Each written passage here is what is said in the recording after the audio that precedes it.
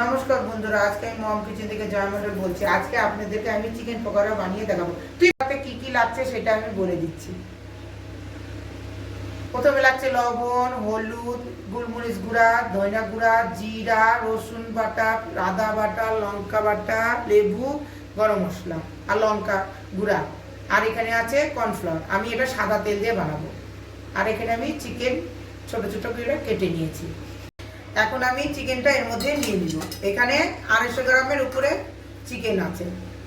আর এই মশলাগুলো সব আমি একটা একটা করে দিয়ে প্রথমে লবণ দিব, হলুদ, গোলমরিচ গুঁড়ো, ধনিয়া গুঁড়ো, জিরা গুঁড়ো,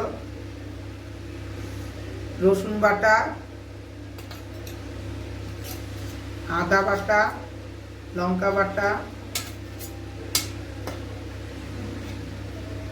গরম মশলা পাউডার, লঙ্কার গুঁড়া আর লেবু রস।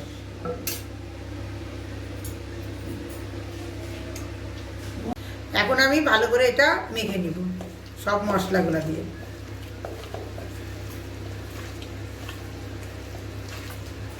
এখন আমি এই চিকেনগুলোর মধ্যে কর্নফ্লাওয়ার ঢেলে নিব।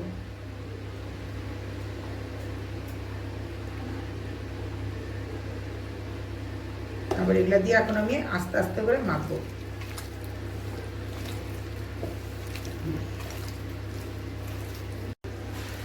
এখন মাখা আমার হয়ে গেছে চিকেনগুলো। এখন আমি আধা ঘন্টার জন্য ঢেকে রেখে দেব। আধা ঘন্টা হয়ে গেছে, মাংসগুলো মেখে রেখে দিয়েছিলাম। এখন আমি এগুলো একটা একটা করে সব ফ্রাই করে নেব। আগের থেকেই আমি তেল গরম করে নিয়েছি। তেল গরম হয়ে গেছে, এখন আমি একটা একটা করে ছেড়ে দিব।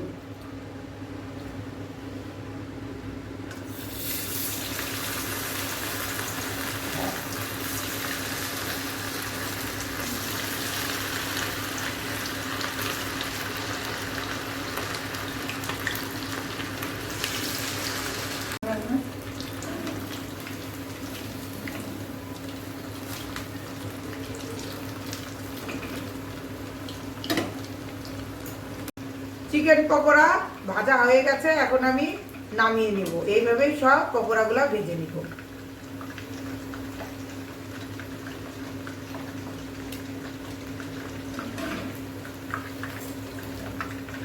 আমার ভিডিওটা পছন্দ হলে লাইক, শেয়ার, সাবস্ক্রাইব করবেন।